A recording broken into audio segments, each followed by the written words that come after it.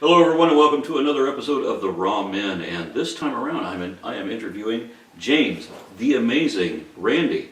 You were a Las Vegas performer for a long time, famously went over Niagara Falls in a barrel, all of that craziness. But the reason I'm talking to you is the motto of this show is, anybody can complain, and everybody does, but I want to talk to the people who are actually doing something to try to make the world a better place and fix the problems we have. And you became famous to me when I saw you debunk, what was his name, the faith healer, Peter Popoff. Peter Popoff. Yeah, and then the whole escapade with Uri Geller, and then the psychic speaking to dead relatives of people. All these people that are shamming and scamming everybody else. Surely there's not a great deal of income in doing that professionally, that kind of debunking. Well, I've just written my 11th book, and the books have been selling very well over the years, I must say.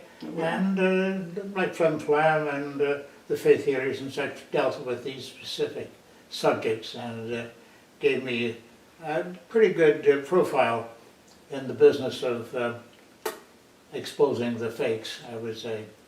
And by the way, I didn't go over Niagara Falls in a barrel. I hung over it. Hung over it. Yeah, the pictures are upstairs. I'll show you all the pictures. So hanging in a straitjacket over Niagara Falls and a few good things like that. A breathtaking adventure, to say the least, I can assure you. But I don't think I would be quite up to doing it again right now. not at this very moment, that is. Ho, ho, ho. But I broke out of, how many was it? It was 17 altogether, 17 prison cells around the world. And in a nice way, of course. I didn't break any doors or anything like that. Didn't want to disturb the prisoners too much.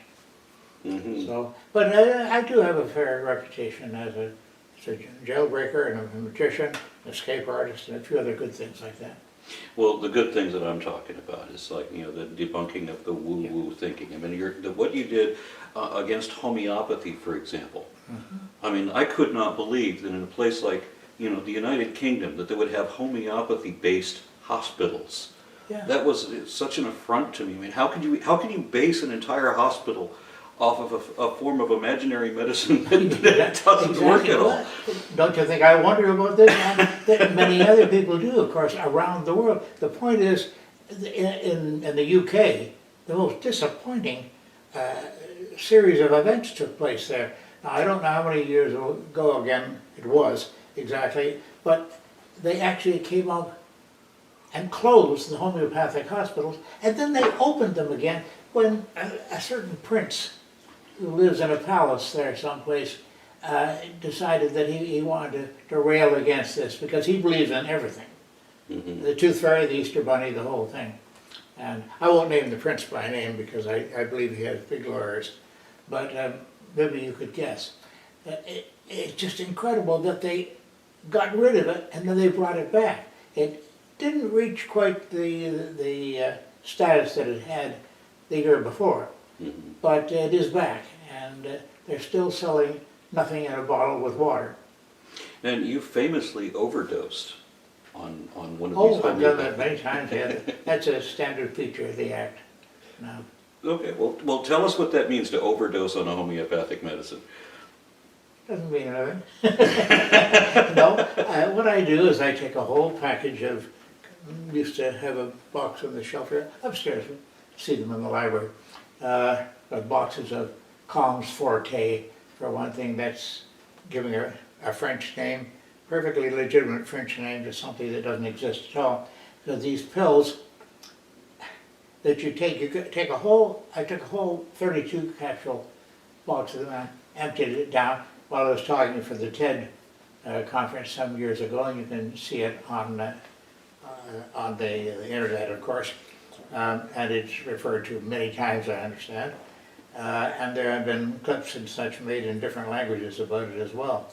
But this is something that I've gotten skeptical groups all over the country, all over the world, really, to do. They have meetings all the time in England now. They're having meetings where they take full bottles of sleeping pills and swallow them. What's in these pills really? I mean, it's obviously not dehydrated water. I mean, there's got to be something in there.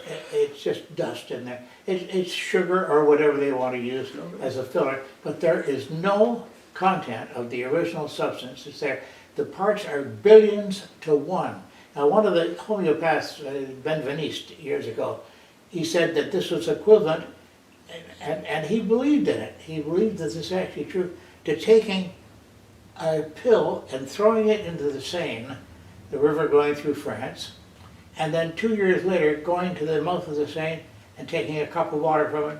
I feel so much better. And a ridiculous premise, a ridiculous metaphor. But nonetheless, he believed it. And this is the idea that water has memory. Yes, it Which, has memory of the substances that were once in it. I know a lot of substances that have been in the water around this house, for example, that I wouldn't want to discuss in detail with you. And we have a lily present as well. Yeah, well, there's fish Yeah. doing fishy things. Oh, yes, yes. I don't want to know the details, please. I don't want to spawn any, never mind. One of the things that you did that I saw on TV that I thought was wonderful was Barbara Walters, when she believed in one of these things. I think it was the spoon bending thing. She thought it was, you know, this is one of these keys to the wider world that, as Oprah put it, you know, the atheists, we don't see the awe or wonder. And I'll accompany you. Yeah, because, you know, we don't see this bigger world that only believers can see. And so Barbara Walters is looking at the spoon bending thing as like, this is the key or the evidence to this wider world of imagination. And when you showed her how you could do this trick and that it was in fact just a trick, here she is on national television, literally face palm. She did the whole thing like this. I just total collapse. I've spoken to Barbara several times about that. I meet her every now and then. And I have to say, I say this to her credit. It is to her credit that she acknowledged, I have been duped by this and it isn't even true. She didn't try to backpedal and come up with excuses, because you know people do. Oh, of course. And they love backpedaling. That's the only way they can go forward, is to backpedal. So what, I think I know the answer to this, and I don't think that it is so that you could write another book. I think that there's another motivation for getting at these people, these faith healers and the scam artists and people bilking everybody for talking to their dead relatives. I mean, what is it? How would you put it in words? Why you do that? Well, I do it because I've seen the damage that it causes. Now, we've got a documentary out that you know about on the Flyer. Mm-hmm. Have you seen it? I don't know if I've seen that one. Well, it's on Netflix, and it's a very popular number with Netflix. It's got 5 stars out of 5. You can't get much better than that. And my partner, Davey, and I, we often go to screenings of this film if we're asked, and it's within reasonable distance in Florida. And we do a Q&A afterwards. And this is a very revealing thing. Now, we have good theater full of people. The movie shows, it's 90 minutes long. At the end of it, we get a substantial, very good reaction, I must say, but we do the Q&A. After the Q&A, the audience leaves. But there are always 6 or 8 people that stay behind. They come to the foot of the stage, and wow, even to tell you about it, it gives me sort of a chill. You'll see that they've got tears coming down their faces, and one of them will speak up and say, "You made a big change in my life." Now, you can't buy that. That's not something you can purchase. You can't get an actor to say this.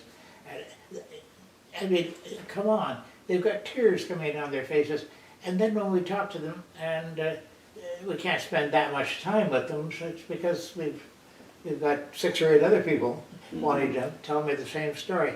But it really gets to you, right in the heart, right here. It really hits you hard, and you realize, I've got to continue on doing this. That's the reason why I'm coming out with my 11th book. It'll be called A Magician in the Laboratory, because I've visited laboratories all over the world where scientists, and I use that with quotation marks in many cases, really think that they have seen something psychic happen, something supernatural, paranormal, as they like to say. And I visited all these labs from Russia all the way through South Africa and all over the place. And it's astonishing to see the reaction when I show them how the trick was done, and then do it for them, and fool them the same way they were fooled by the so-called psychics. I mean, you see the expression on their face, they go,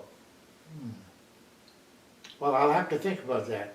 And I hope that they do think about what I've said and what I've shown them.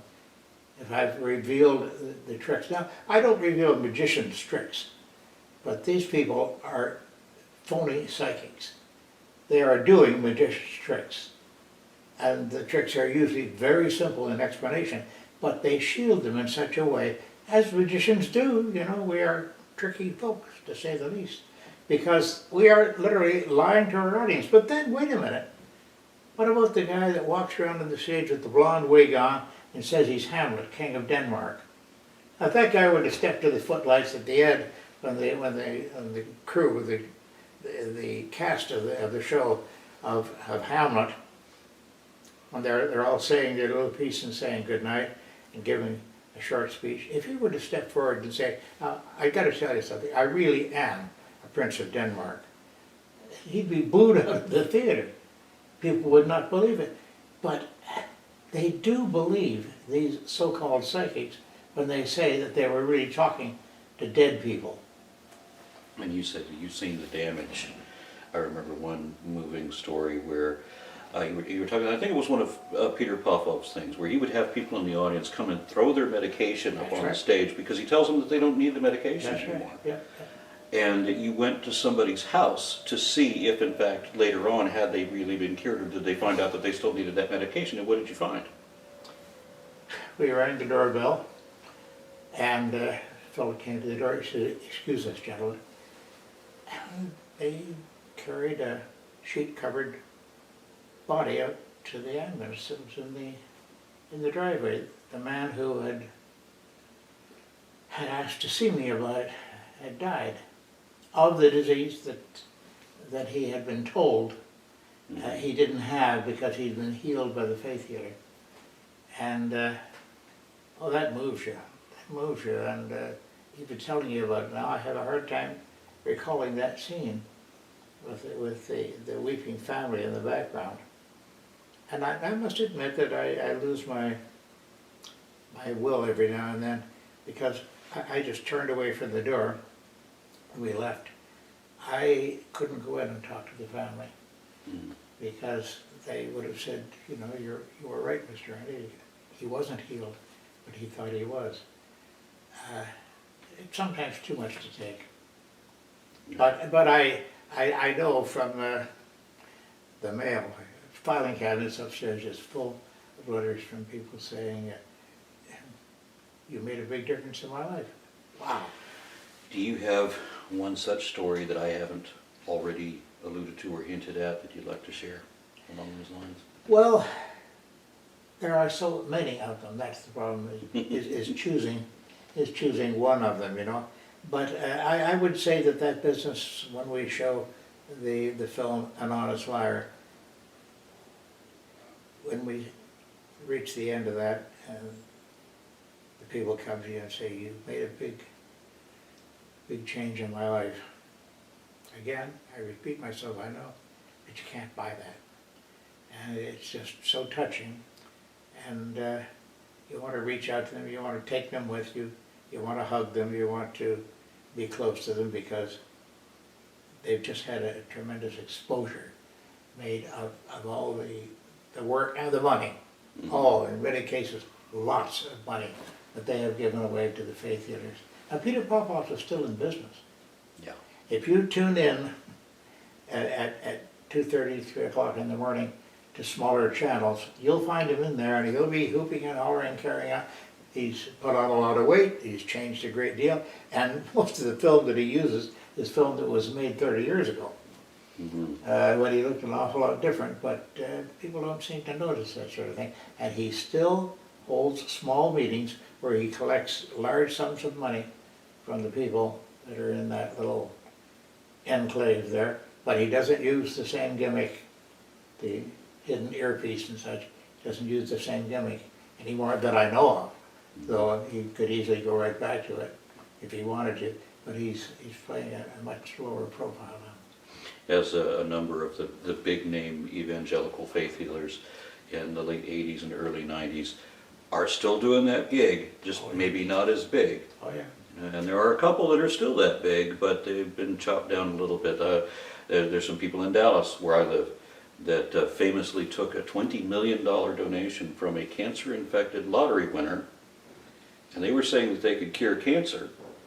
And so she gave them $20 million to cure her cancer, and they allowed her to die, because what other choice did they have? And they went out and bought a $20 million Learjet.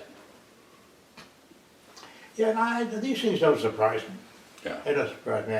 I've heard all these stories. I've lived through a lot of them, and it's very discouraging. But at the same time, you made a big change in my life.